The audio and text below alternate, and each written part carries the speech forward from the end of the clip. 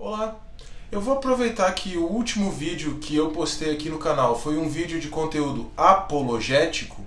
O que é apologética, né? Apologética é a defesa da fé, a defesa racional da fé. É um ramo da teologia, né? Mas eu vou aproveitar que o último vídeo aqui do canal foi de conteúdo apologético, as 5 vias de Tomás de Aquino, né? Que são provas racionais da existência de Deus. Vou continuar nesse caminho e vou, nesse vídeo aqui, falar de 3 provas da verdade e da superioridade do cristianismo. 3 provas racionais, 3 argumentos racionais da verdade e da superioridade do cristianismo. Aí você poderia me dizer, nossa, mas que coisa pretensiosa, nossa, mas isso não é politicamente correto. Calma, calma, eu estou apenas apresentando os argumentos. Considere os argumentos. Se você quer me provar que uma outra religião ou que uma determinada religião é verdadeira e é superior ao cristianismo, argumente, né? Aliás, até lanço um desafio aqui, né? Se quisermos debater entre cristianismo e ateísmo, bom, aí já é outra história, né? Mas aqui são provas no sentido de demonstrações, de argumentos da superioridade do cristianismo em relação às demais religiões, e aqui eu particularmente não considero o cristianismo como exposto nos evangelhos e no Novo Testamento como uma religião, certo? Então, a superioridade do cristianismo sobre as religiões, eu poderia até dizer a superioridade da vida de Cristo sobre o próprio cristianismo, né, como uma religião, mas a superioridade em comparação com as religiões e a verdade do cristianismo. E aqui eu preciso também fazer um esclarecimento. Para a Bíblia, para o Novo Testamento em especial, Jesus é a verdade. A verdade é uma pessoa, a verdade é alguém que tem a vida e pode transmitir a vida, certo? Quando eu falo em verdade do cristianismo aqui, eu estou falando apenas em coerência, em demonstração racional de que ele é de fato verdadeiro e coerente, certo? Considere os argumentos. Se você não for cristão, eu tenho tido muitos não cristãos acompanhando o canal aqui por causa do conteúdo libertário. Se você não for cristão, considere esses argumentos. Se você for cristão, eu imagino que isso possa lhe edificar e que você possa usar isso também de maneira apologética. E isso aqui também não é conteúdo exclusivamente meu, certo? Aqui eu estou muito inspirado em 2 grandes apologetas do passado, C.S. Lewis e Gilbert Keith Chesterton. Mas eu classifiquei esses argumentos da seguinte maneira. O primeiro argumento é o argumento ético. O segundo argumento é o argumento espiritual, que eu também chamei de moral ou intelectual. A gente vai entender por quê. E o terceiro argumento é o argumento racional. Então, vamos lá. Primeiramente, o argumento ético. Se nós considerarmos a ética, né, a ética no sentido tradicional, ética no sentido da filosofia clássica, né, ética no sentido do estudo da moral, e aí entra o estudo de um determinado padrão de vida boa. Se nós considerarmos a ética nesse sentido, tanto pensando no sentido de ética enquanto um desdobramento ou um ramo da filosofia, quanto pensando em ética religiosa, nós vamos verificar o seguinte: qualquer ética que se preste, seja filosófica, seja religiosa, ela contém a regra de ouro, mas a regra de ouro no seu aspecto negativo. Eu tenho até um vídeo sobre a regra de ouro e suas implicações para o libertarianismo aqui no canal, né? Mas o que é a regra de ouro no seu aspecto negativo? A regra de ouro no seu aspecto negativo é: não faça aos outros o que você não quer que os outros façam a você. Todas as construções éticas, né, todos os sistemas éticos que se prezem, como eu falei, vão trazer a regra de ouro. E falando agora especificamente em religiões, muitas religiões anteriores ao cristianismo traziam a regra de ouro. Você vai encontrar a regra de ouro no zoroatrismo, você vai encontrar a regra de ouro no budismo, você vai encontrar a regra de ouro até mesmo no judaísmo, né, como uma derivação lá da Torá. Eu estou falando do judaísmo como uma religião, não estou falando de Antigo Testamento aqui. Você vai encontrar a regra de ouro inclusive no confucionismo, se é que o confucionismo é uma religião, enfim, certo? Mas em todas as religiões você encontra a regra de ouro no seu aspecto negativo. Não faça aos outros o que você não quer que os outros façam a você. No cristianismo, ou melhor, nas palavras de Jesus, você vai encontrar um grande avanço moral, um grande avanço ético. E a ética do cristianismo, nesse sentido, né, de construção moral, modernamente existe uma separação entre ética e moralidade, mas eu não vou entrar aqui. Mas a ética do cristianismo, então, ela é construída não só sobre o aspecto negativo da regra de ouro, mas sobre o aspecto positivo da regra de ouro. Faça aos outros o que você quer que os outros façam a você, né? Usando palavras que estão na lei, no Antigo Testamento, né? Ame ao seu próximo como a você mesmo. Ou usando as palavras de Jesus, amem uns aos outros como eu amei vocês. Então, nós temos um claro avanço, né? Um claro salto ético, um claro salto moral, de não fazer o que você não quer que os outros façam a você, para fazer o que você quer que os outros façam a você. Esse argumento da regra de ouro no seu aspecto positivo, como prova da superioridade do cristianismo, dentre outros argumentos também, outros argumentos são explorados, e é utilizado pelo C.S. Lewis, como eu mencionei, no seu livro A Abolição do Homem. É um livro muito bom que eu recomendo. Agora vamos para o segundo argumento, o argumento espiritual, que também pode ser chamado de teológico. E aí ele também pode ser chamado de argumento moral e também de argumento intelectual. E eu vou explicar por quê. Tá? Mas esse argumento espiritual, teleológico, moral ou intelectual, ele se resume no aspecto da humilhação de Deus. Tá? Ou o esvaziamento de Cristo, a kenosis de Cristo. Em especial, Filipenses 2, a partir do verso 5. É um texto muito conhecido dos cristãos. Então, nós temos uma questão teológica, uma questão espiritual em torno do esvaziamento de Cristo, da humilhação de Cristo, e nós temos uma questão moral que decorre daí, e temos uma questão intelectual, ou uma inferência intelectual a partir dessa compreensão de que Deus se fez homem, Deus se humilhou e o Filho de Deus, né, Jesus, foi obediente até a morte e morte de cruz.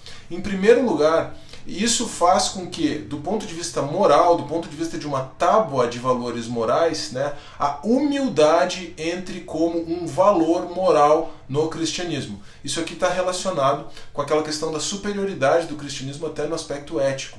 Se você estudar tábuas de valores, né, o que as pessoas diziam que era um padrão de vida boa, desde a antiguidade, você não encontra a você não encontra a humildade como uma virtude.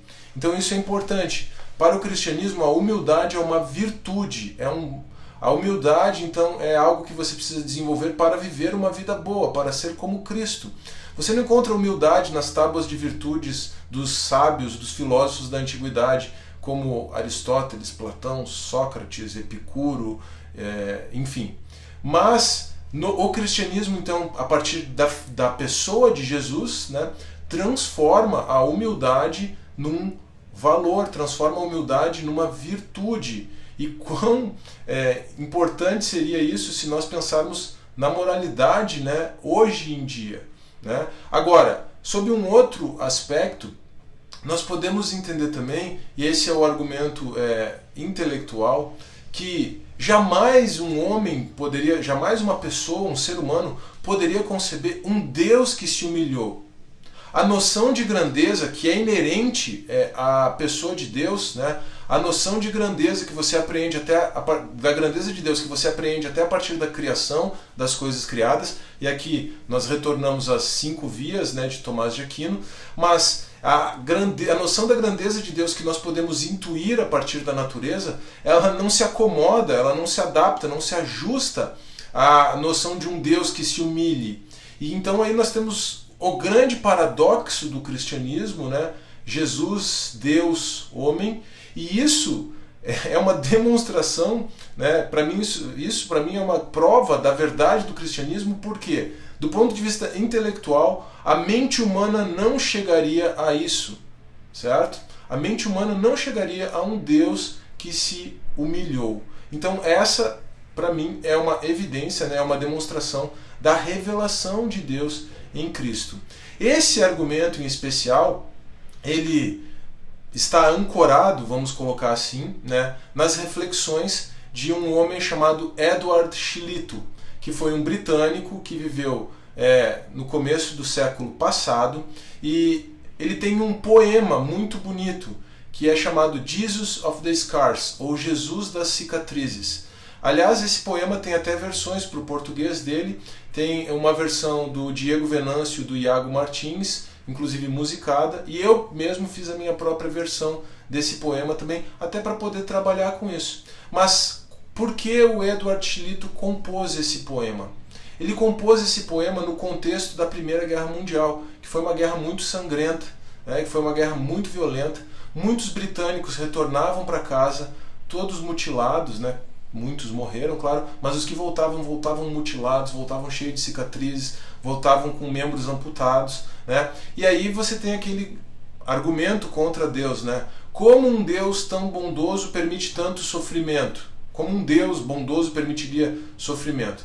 E aí o Edward Shillito, muito impactado com isso e pensando, né, nesse argumento, escreveu esse poema que nós podemos entender que é um poema apologético. Ele se deu conta. Não é que Deus permite o sofrimento. O sofrimento é uma decorrência da malignidade do homem. Mas Deus sabe muito bem o que nós estamos passando, porque Jesus sofreu como esses homens que estão lutando na guerra sofreram. Como esses homens voltam para casa com cicatrizes, Jesus foi marcado por cicatrizes para nos salvar. E aí é que tem o poema Jesus das Cicatrizes. Mas essa questão da humildade de Deus, da humildade de Cristo, né, em comparação com deuses concebidos pela mente humana, ou com divindades concebidas pela mente humana, está em particular na última estrofe desse poema. E na minha versão diz assim: falsos deuses sempre estão a se orgulhar, mas tu tropeçaste, ferido numa cruz. Nossas feridas só Deus pode curar, e o único Deus ferido é Cristo Jesus. Compare Jesus, o Logos revelado, né? O Logos encarnado, a palavra viva de Deus encarnada, com Zeus, por exemplo, da mitologia grega, né?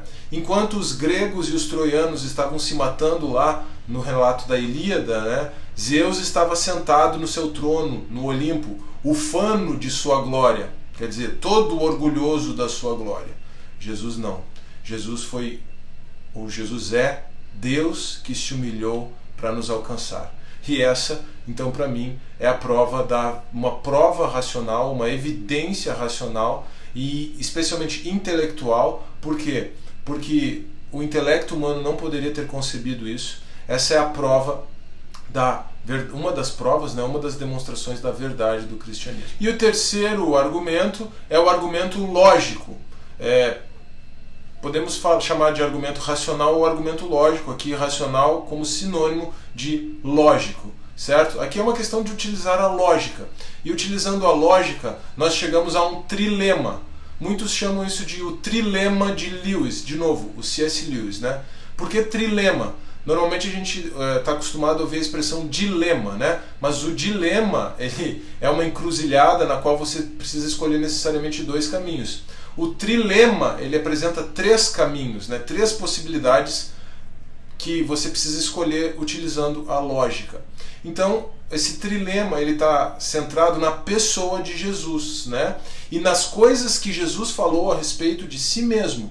E nas coisas que os primeiros seguidores de Jesus, né, falaram a respeito dele, e a tradição cristã tem dito sobre ele, né, ao longo desses 2000 anos.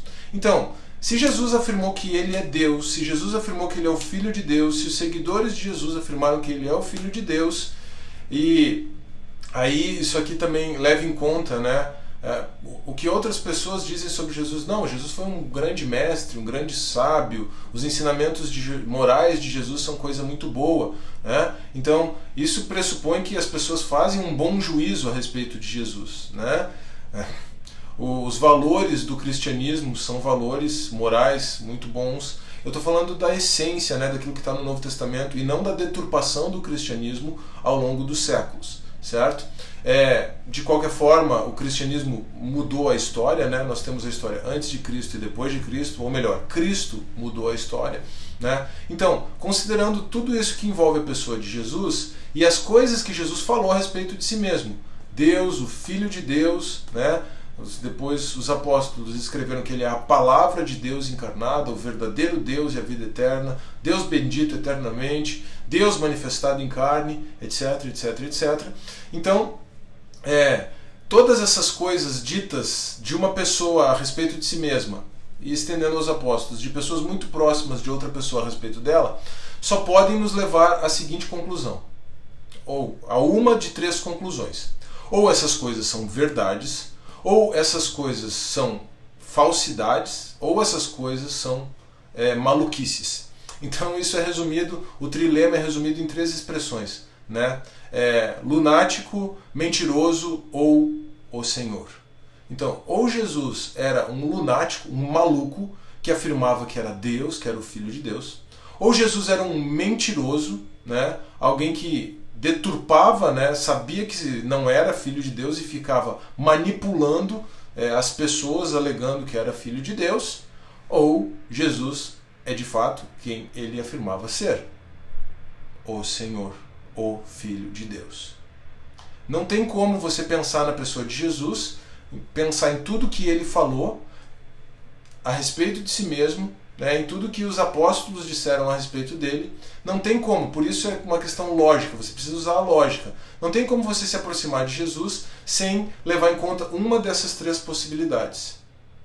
Escolha qual a possibilidade que você quer. Agora, se ele foi um grande mestre, um grande homem e foi também um lunático, ou se ele foi também um grande mestre, um grande homem e foi também um mentiroso, um impostor, bom, aí você vai ter um problema de ordem lógica, você também vai ter um problema de ordem racional para considerar a pessoa de Jesus. Por isso é que eu fico com a terceira possibilidade, né? Jesus Cristo é o Senhor, o Filho de Deus, o meu Salvador.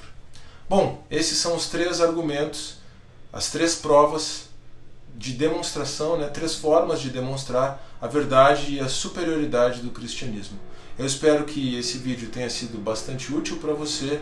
Se você é cristão, eu espero que ele tenha servido para edificar você.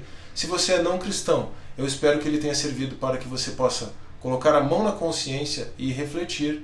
E não se esqueça, por favor, de compartilhar esse vídeo, de divulgar esse vídeo. Especialmente se você é cristão, para os demais cristãos, para que eles também sejam edificados, para que eles sejam munidos de argumentos em defesa da fé, e para os não cristãos, né, como forma de demonstrar a verdade e a superioridade do cristianismo. Não se esqueça, por favor, de deixar o seu like no vídeo, de se inscrever no canal e de deixar o seu comentário. Um forte abraço, que Deus abençoe e até a próxima.